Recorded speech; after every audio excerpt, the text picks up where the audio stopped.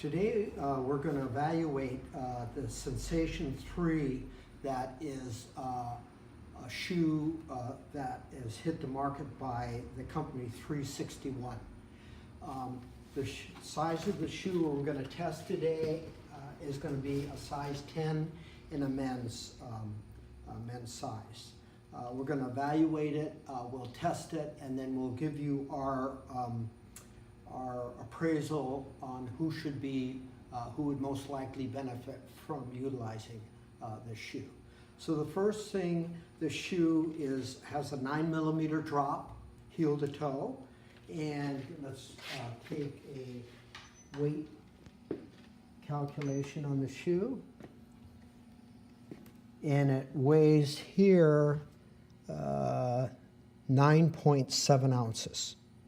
So let's go ahead and do the structural parameter testing so that once we do that, then we can determine who would best utilize it by using our total shoe index here. So let's go ahead. So now we're going to be testing several components on the shoe. We're going to test the midfoot stability, the rear foot stability, the rebound index, and the loaded heel to toe ratio or the vertical support in the shoe. We're testing the shoe. The shoe is about 75 degrees, and that's just about what we test shoes at in our lab. So for this first test, we're going to test the midfoot stability. We're going to torque the shoe on this long axis at 15 degrees, and we're going to measure that in inch-pounds. So let's go ahead with that.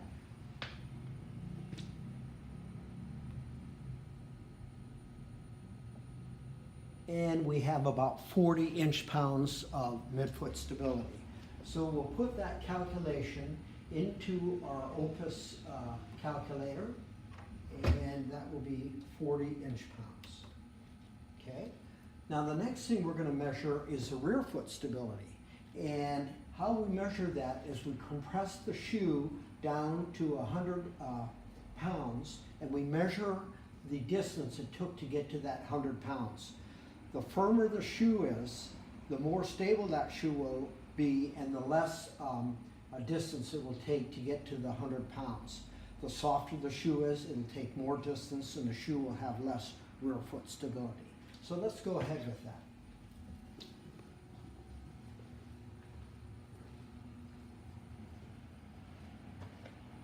Get right in there. Okay, we're going to go up to 100 pounds, and the small computer here will measure the distance, and that was 5.70 millimeters to hit 100 pounds. So we'll place that into our calculator.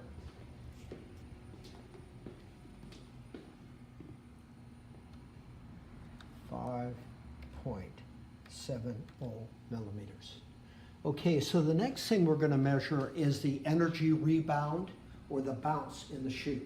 So we'll do that by compressing this calcaneal block, 100 pounds in the shoe. We'll release it. This block will travel up, and it'll be measured in millimeters, and that's the rebound measurement. So let's go ahead with that.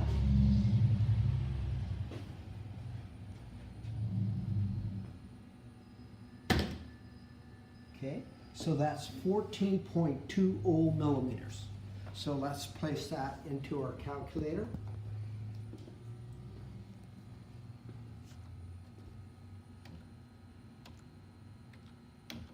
So now we have all our statistics. We've measured the midfoot stability, the hindfoot or rear foot stability.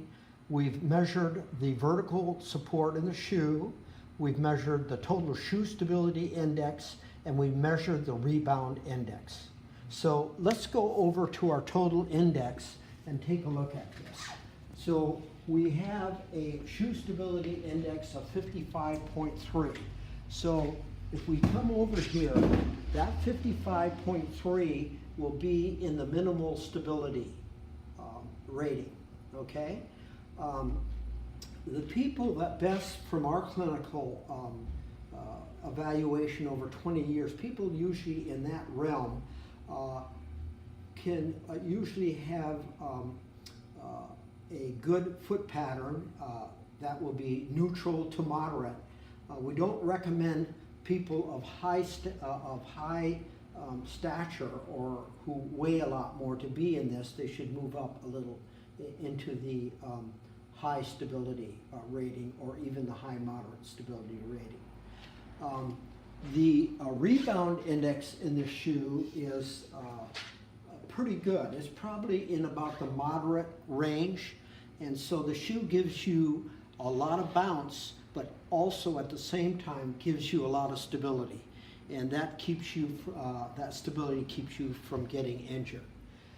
The vertical support in the shoe is 3.3 millimeters.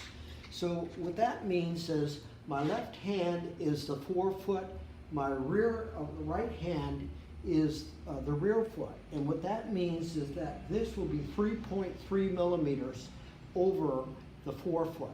And that's a good thing, because that keeps you from getting over eccentric loads on the lower extremity to prevent Achilles tendonitis, heel pain, plantar fasciitis. All of those things are pretty common with runners.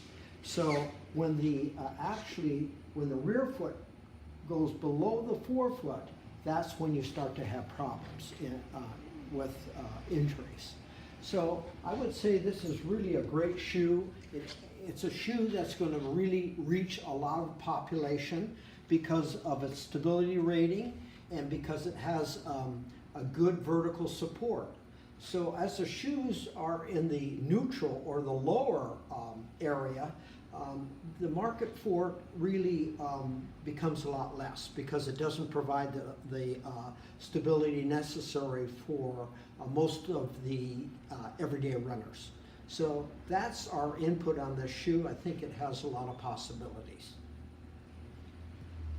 Today we're going to evaluate the Sensation 3, that is a shoe that has hit the market by the company 361. The size of the shoe we're going to test today is going to be a size 10 in a men's size. We're going to evaluate it, we'll test it, and then we'll give you our appraisal on who would most likely benefit from utilizing the shoe. So the first thing, the shoe has a 9 millimeter drop, heel to toe, and let's take